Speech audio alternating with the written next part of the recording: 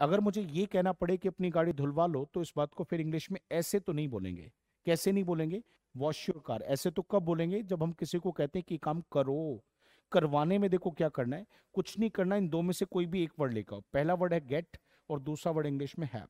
और उसको यूज करने का तरीका बड़ा शानदार है। देखो कैसे करते हैं। जो भी काम हमें किसी से करवाना है, वो काम कौन सा है? धोने वाला। तो इस काम की हम हमेशा थर्ड फॉर्म लगाएंगे बेटा। देखो, जिन बच्चों को वर्ब की थर्ड फॉर्म नहीं पता वो कैसे है, कोई भी वर्ब उठाइए, जैसे wash, second form washed, third form washed. बचपन से यही पढ़ा है। गो वेंट गॉन, कम केम कम, टेक टुक टेकन। तो जो टेकन है वो थर्ड फॉर्म है। ऐसे ही वॉश्ड जो होगी वो कौन सी फॉर्म होगी? Third form. तो करवाने के लिए गेट या हैव, और जो भी काम करवाना उसकी थर्ड फॉर्म। तो आ गया वॉश्ड। पर अभी भी इसमें एक बात मिसिंग, वो देखिए कौन सी। पहले गेट और हैव, और यहां पर चीज का नाम जिसके साथ वो काम होगा धोने वाला। तो वो क्या है? आपकी गाड़ी। तो योर कार। तो देखिए कैसे लिखा, get your car, have your car. और फिर वो काम जो करवाना उस काम की थर्ड फॉर्म, और सेंटेंस डन हुआ। Get your car washed, have your car washed. अब देखिए, दो तरीके से एक बात को बोलना सीखा आपने। अगर किसी को कहना है कि गाड़ी धो लो, तो इंग्लिश में बोलो वॉश योर कार। और अगर किसी को कहना है कि अपनी गाड़ी धुलवा लो, गेट योर कार वॉश्ड। एक और एग्जाम्पल देखिए। जितने एग्जाम्पल्स पढ़ेंगे उतना अच्छा रहेगा। देखिए थोड़ा सा इसको बड़ा करते हैं। जैसे एक वर्ड आता है इंश्योर। अब इंश्योर होता है ना सर, जिससे वर्ड निकला है इंश्योरेंस। अब इंश्योर का मतलब क्या होता है? किसी चीज का इंश्योरेंस करना। तो अब मान लो गाड़ी का इंश्योरेंस खत्म हो गया, तो एक तो मैं कहूं कि अपनी गाड़ी को इंश्योर कर लो, एक मैं कहता हूं अपनी गाड़ी का इंश्योरेंस किसी से करवा लो। तो ये करवाने की सेंस क्या हो जाएगी बच्चों? बताओ जरा क्या हो जाएगी? गेट। और गेट के बाद उस चीज का नाम जिसका हमें इंश्योरेंस करवाना है, तो get your car. Get your car. और कौन सा काम करना है? इंश्योरेंस वाला। तो करवाते जब कोई भी काम को है, तो गेट और हैव के बाद वो काम जब आएगा ना, तो हमेशा उसकी थर्ड फॉर्म लगानी है। तो इंश्योर की जो थर्ड फॉर्म है वो क्या बन गई सर? इंश्योर्ड। सेंटेंस पूरा कैसे बना? Get your car insured. इतना आसान है।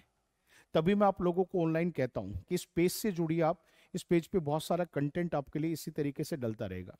ये कंटेंट आप लोगों को बहुत सिखाएगा। अभी बात नहीं बनी, अभी तो और चलना है। पर ये पेज को जितना लाइक एंड शेयर करेंगे आप, आपके साथ साथ वो लोग भी इससे बहुत कुछ सीखेंगे। अब सुनिए बड़े ध्यान से, एक एग्जाम्पल की प्रैक्टिस और करते हैं। जैसे देखिए मैंने क्या बोला, अपना बैंक अकाउंट खुलवा लो। अब इस सेंटेंस की इंग्लिश मेरे साथ सोच के देखो। अब मैं लिखता चलता हूं, मनी मन आप भी बोलते चलो। बैंक का अकाउंट खुलवा लो, तो कैसे बोलेंगे सर? करवाले के लिए क्या लगाएंगे? गेट। अच्छा, मैं हैव क्यों नहीं लिख रहा? हैव बहुत कम लोग बोलते हैं, ज्यादातर लोग गेट ही बोलते हैं। तो गेट। गेट के बाद अब खुलवाना क्या है? अपना बैंक अकाउंट। तो पहले गेट ले आओ, और जिस चीज के साथ काम होगा उसका नाम ले आओ। तो बैंक अकाउंट है ना, तो get your bank account. Get your bank account. अब वो काम आएगा जो करवाना है, वो काम क्या? खोलना। तो मुझे बताओ, खोलना तो हो गया ओपन।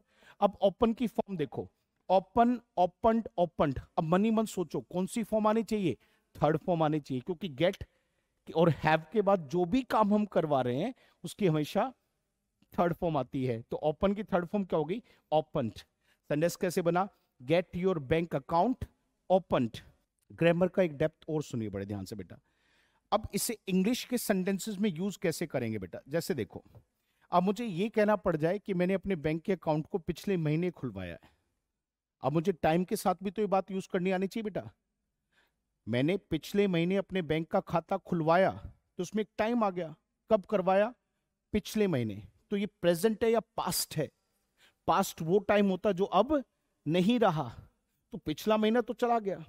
अब इस बात को पास्ट में कैसे लिखते हैं? यहां ग्रामर का बहुत डेप्थ आ रहा। रुकना और सुनना मेरी बात को बड़े ध्यान से देखिएगा। अब मुझे ये बात अगर पास्ट में लिखनी तो क्या करना है? ये जो गेट था ना बेटा यहां पे, इसकी जो सेकंड फॉर्म होती है वो गॉट है। और किसी भी वर्ब की जो सेकंड फॉर्म है वो हमेशा एक ऐसे टाइम को दिखाती है जो अब नहीं रहा, जिसे पास्ट कहते हैं। जैसे देखो, अगर मैं कहूं कि ये स्वेटर मैंने पिछले महीने खरीदा, तो पिछले वाला महीना अब नहीं है, तो ये भी क्या हुआ? पास्ट। तो जो भी काम हमने पास्ट में किया था उस काम की हम सेकंड फॉर्म ले आएंगे। तो गेट का सेकंड फॉर्म क्या हो गया? गॉट।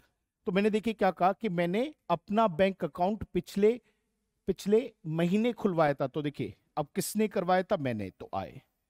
तो जिसने भी काम को करवाया पहले उसका नाम लिया हो। तो मैंने करवाया तो आई, काम पास्ट में करवाया तो पास्ट के लिए गेट का सेकंड फॉर्म हो गया गॉट। फिर उस चीज का नाम जिसके साथ मैंने काम करवाया तो आई गॉट, और क्या, माई बैंक अकाउंट, माई बैंक अकाउंट। और फिर उसके बाद उस काम की थर्ड फॉर्म लिया, और जो मैंने करवाया वो तो खोलने वाला, तो खोलने का ओपन का थर्ड फॉर्म हो गया ओपन्ड। और पिछले महीने के लिए जो टाइम है वो मैंने लिखना है लास्ट मंथ। लास्ट मंथ एक बहुत लास्ट बात है, फिर एक होमवर्क देंगे और उसके बाद खत्म करें क्लास को। लास्ट मंथ क्या एक टाइम है, और बच्चों याद रखना जो टाइम देते हैं ना हम सेंटेंस में, हम चाहे तो उसे सेंटेंस के लास्ट में भी लिख सकते हैं, यहां पर, यहां भी लिख सकते हैं, और चाहे तो उसे सेंटेंस की शुरुआत में भी लिख सकते हैं। यहां पर देखिए कैसे, last month I got my bank account opened, ये भी ठीक है।